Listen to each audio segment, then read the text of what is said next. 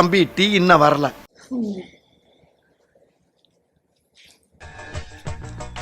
Sir நீங்களா? Madam good morning. Good morning sir. என்ன sir நீங்க பைக்ல இல்ல கார்ல போவீங்க, இன்னைக்கு என்ன இதுல வந்திருக்கீங்க? ஆக்சுவலி சும்மா இன்னைக்கு ஒரு ட்ரை பண்ணலாம் மெட்ரோல அப்படின்னு. ஆக்சுவலி எனக்கு இதெல்லாம் பிடிக்கும். சார் வணக்கம் சார். சார் என்ன சார் நீங்களும் பைக்ல வராம இங்க வந்திருக்கீங்க? ஆமா மேடம், பைக் கொஞ்சம் ரிப்பேர் ஆயிடுச்சு.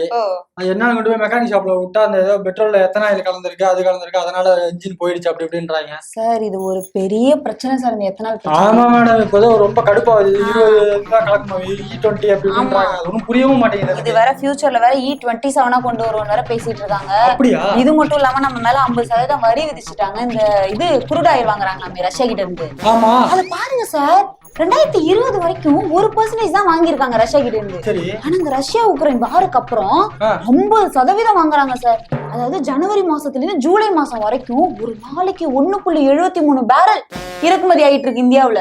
இவ்வளவு இறக்குறாங்கன்னா இது யாருக்கு மேடம் லாபம்? இதெல்லாம் யாருக்கு தெரியுமா? மேடம் மேடம் மேடம் அதாவது திங்க் பாசிட்டிவ்னு ஒரு அறிஞர் ஒருத்தர் சொல்லியிருக்காரு. நீங்க வரி போடுறாங்க, குருடாயில போறோம் அப்படின்னு பேசாதீங்க. எல்லாமே நம்மளுடைய நாட்டு வளர்ச்சிக்காக தான், நம்ம மக்கள் வளரணுங்கிறதுக்காக தான் நம்ம ஜி போராடிக்கிட்டு இருக்காரு. கரெக்ட் தான் மேடம். நாட்டு வளர்ச்சிக்காக யாராச்சும் ஏதாவது பண்ணுவாங்களா நெகட்டிவா? சார் இந்த மாதிரி பேசுற ஆளுங்களை எல்லாம் நம்பாதீங்க சார். ஏன்னா அதனால லாபம் யாருக்கு தெரியுமா? இந்த ரிலையன்ஸ் அப்புறம் நயாரா எனர்ஜி அவங்களுக்கு தான் லாபம். ஆஹா சூனா போனா ஒவ்வொருத்தருக்க வேகத்தை பார்த்தோம்னா அவன் அருமை வறுமைக்கு ஆபத்து ஒன்றும் போல் இருக்குடா. குரூட் ஆயில் வாங்குறாங்க, அதுல பெட்ரோல் தயாரிக்கிறாங்க, பெட்ரோல் எடுக்கிறாங்கல்ல, நமக்கு என்ன கம்மி விலைக்கா கொடுக்குறாங்க சொல்லுங்க? அதே விலைதான். குரூட் ஆயில் ஏற்றுமதி பண்றதுக்கு முன்னாடியும் அதே விலைதான், இப்பயும் அதே விலைதான். சரி அதை விடுங்க. இதனாலதானே கோவப்பட்டு ட்ரம்ப் நம்ம மேல 50% வரி விதிச்சாரு. அதனால பாதிக்கப்படுறது யாரு சார்? அதுல ஒர்க் பண்ற என்ன மாதிரி பொண்ணுங்களும் உங்களை மாதிரி பசங்களும் தான் சார். வாழ்வாதாரத்துக்காக போய் வேலை செய்யறாங்க. அவங்களுக்கு லாஸ் ஆகுதுன்னு அவங்க எல்லாத்தையும் இழுத்து மூட்டிட்டாங்கன்னா அவங்க வேலைக்கு எங்க போவாங்க? Correct madam, correct. இப்ப பொண்ணுங்க பாருங்க, இதுதான் கூட நல்லவன் நினைச்சீங்க. சார் நான் மெட்ரோல வரும்போதே தெரிய வேணாமா நானும் பாதிக்கப்பட்டிருக்கேன் லூசு மாதிரி. சார் மூஞ்ச காட்டுங்க, நீங்களும் பாதிக்கப்பட்டு தான் வந்திருக்கீங்க. சார் அப்படி இல்லை சார், நாங்க வந்து உண்மையிலே பாதிக்கப்பட்டாலும் உண்மையை வெளியே சொல்ல மாட்டோம் சார். அதானே மேடம், மெட்ரோ ஏறி வர்றது கொஞ்சம் கஷ்டம் தான் போலயே. வண்டியில வந்துட்டு எனக்கு பெருசா தெரியல சார். உண்மையான வார்த்தை, எனக்குலாம் டைரக்ட் மெட்ரோவே இல்ல. எப்படினாலும் கிண்டிக்கு தானே வந்தாகணும், கஷ்டப்பட்டு வர வேண்டியதா இருக்கு. கிண்டி இறங்கி எப்படி போவீங்க சார்? பஸ்ல ஏறி மாறி மாறி இல்லைன்னா ராபிடோ போட்டு செலவாகுது சார் எனக்கு. அப்பா மேடம் இவ்வளவு இது பண்றாங்க. இந்த மெட்ரோக்கு வந்து மத்திய அரசாங்கம் எதுவும் நிதி தனியா ஒதுக்கலையா இந்த பக்கம் அதை போடுறதுக்கு? எதுவும் அவங்களுக்கு இல்லையா அங்க ஏகப்பட்ட பஞ்சாயத்து போயிட்டு இருக்கு. அவங்க எங்க நமக்கு நிதி ஒதுக்க போறாங்க இதுக்கெல்லாம்? அதுக்கு என்ன மேடம் பஞ்சாயத்து நல்லா போயிட்டு இருந்துச்சு. உங்களுக்கு தெரியாத விஷயம், RSS இப்ப செப்டம்பர் ஸ்டார்டிங்ல ஒரு 2-3 நாள்ல மீட்டிங் வைக்க போறாங்களா நாக்பூர்ல. சரி. இந்த மோடிக்கு 75 வயசாக போதுல பிஎம்க்கு. ஆமா. அடுத்து இறக்கிட்டு வேற யாருக்காவது பவர் கொடுக்கணும்ல, யார குடுக்கலாம்னு அவங்க பிளான் பண்ண போறாங்க. அப்புறம் இவங்க மோடி ஷா அந்த கூட்டணி இருக்காங்கல்ல, அது இப்ப மோடி போயிட்டு வரனா அடுத்து ஷாவை தான் உட்கார வைக்கணும்னு அவங்க பிளான் பண்றாங்க. சரி. வெளிய இருந்து பார்க்கதான் பிஜேபி ஒரே டீம் சார், உள்ளுக்குள்ள பார்த்தா அடிச்சுக்கிட்டு வேற வேற டீம் 2-3 டீமா பிரிஞ்சு கிடக்காங்க. சார் இந்த மாதிரி ரூமர்ஸ் வில் பி டெஃபினட் வந்துகிட்டே இருக்கும் சார். அதுக்கெல்லாம் கவலைப்படாதனாலதான் எங்க ஜி 3 வாட்டி வந்திருக்காரு சார். இதெல்லாம் தயவு செய்து நம்பாதீங்க. செக்கில ஆட்டின சுத்தமான உருட்டு. சரி சார் நம்பாதீங்க. நான் ஒரு எக்ஸாம்பிள் சொல்றேன். இப்போ வந்து இந்த கான்ஸ்டிடியூஷன் கிளப் ஆஃப் இந்தியா இருக்குல்ல, அதுல வந்து செக்ரட்டரி எலெக்ஷன் நடந்தது. அதுல வந்து பிஜேபியில இருக்கிற ஒரு எம்பியும் போட்டி போடுறாரு. அடுத்து பிஜேபியில இருக்க இன்னொரு எம்பி, அதாவது அமித்ஷாவுக்கு கொஞ்சம் நெருக்கமான எம்பி, அவரோட சப்போர்ட்டர் ஒருத்தர் போட்டி போடுறாரு. ஆனா ஓட்டு யாருக்கு போகுதுன்னா அமித்ஷா சப்போர்ட்டருக்கு போல இன்னொருத்தருக்கு போகுது. அப்படின்னா என்ன நடந்திருக்கு? கட்சிக்குள்ளேயே கிராஸ் ஓட்டிங் நடந்திருக்கு. அதே மாதிரியே இப்ப குடியரசுத் தலைவர் எலெக்ஷன் வரப்போதுல 9ஆம் தேதி, அதுலயும் நடந்துருமோ அப்படின்னு அந்த ஷா மோடி கூட்டணி அவங்க வந்து பயப்பட்டு இருக்காங்க.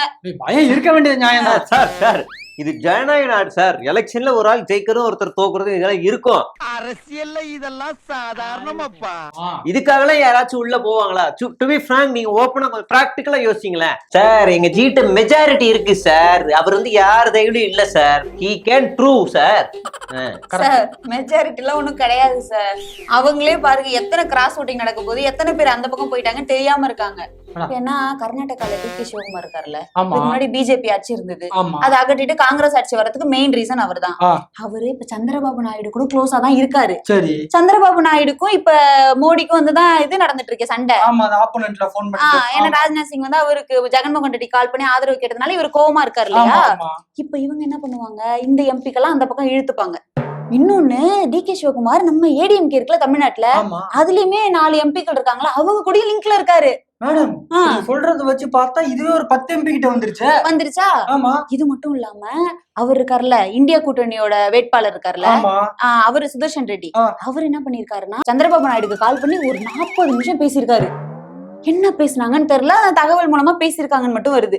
இது மட்டும் இல்லாம ஒடிசா சிஎம் நவீன் பட்நாயக் எங்களால முடிஞ்ச உதவி நாங்க பண்றோங்க உங்களுக்கு அப்படின்னு சொல்லியிருக்காராமா, தகவல் வருது. இவர் ஏன் சொன்னாரு? ஏன்னா எல்லாம் சப்போர்ட் தான் சார், யார பிடிக்கலையோ யார பிடிச்சிருக்கோ சப்போர்ட் பண்ணணும்னு நினைப்பாங்கல்ல, அவங்க என்ன பாதிக்கப்பட்டாங்களோ அது ஒண்ணு இருக்கா. இன்னொன்னு இந்த சந்திரசேகர் ராவ் இருக்காருல்ல, அவங்க பொண்ணை தூக்கி உள்ள வச்சுட்டாங்க சார், இவங்க அமித்ஷா அவங்க இருக்கும்போது. அதனால அவர் கோமா இருக்காருல்ல, அவரும் இவர் இருக்காருல்ல டிகே சிவகுமார், அவங்க 2 பேரும் க்ளோஸ் தான். சோ அப்ப யோசிச்சு பாருங்க. அது இல்லாம சந்திரசேகர் ராவ் வந்து ஒரு பிஜேபில 4 எம்பி கூட நல்லா க்ளோஸா. இது மட்டும் இல்லாம ரேவந்த் ரெட்டி இருக்காருல்ல தெலுங்கானா, அவருக்கு அரசியல் குரு யாருன்றீங்க? சந்திரபாபு நாயுடு. அப்ப அவர் சொல்றதுதான் இவரு கேட்பாரு. அப்படி இப்படின்னு கூட்டி கடிச்சு பார்த்தா 30ல இருந்து 35 எம்பி கிராஸ் ஓட்டிங் நடக்கிறது கன்ஃபார்ம் சார். ரெண்டும் டிரா ஆயிடும் சார். அரசியல்ல எல்லாமே இன்னைக்கு ஒரு பழமொழி சொல்லுவாங்க, பாத்திருக்கீங்களா? நீங்க கேட்டிருக்கீங்கன்னு நினைக்கிறேன். அரசியல்ல வந்து நிரந்தர எதிரியில நிரந்தர நண்பனும் இல்ல சார். இன்னைக்கு நல்லா பேசிக்கலாம், நாளைக்கு எதிரி ஆகலாம்.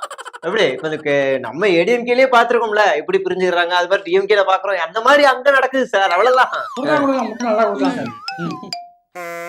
ஊடகம் கார்ப்பரேட் அரசியல்வாதிகளின் கைப்பாவையாக அடிமைகளாக இருந்தது போதும், இனி சாட்டை எடுத்து சுழற்றும் நேரம் வந்துவிட்டது. ஊடகம் பொதுமக்களாகிய உங்களுக்காக உங்களாலேயே இயக்கப்பட வேண்டும். ஊடக சுதந்திரத்திற்காக உங்களின் பங்களிப்பை இன்றே அளித்திடுங்கள்.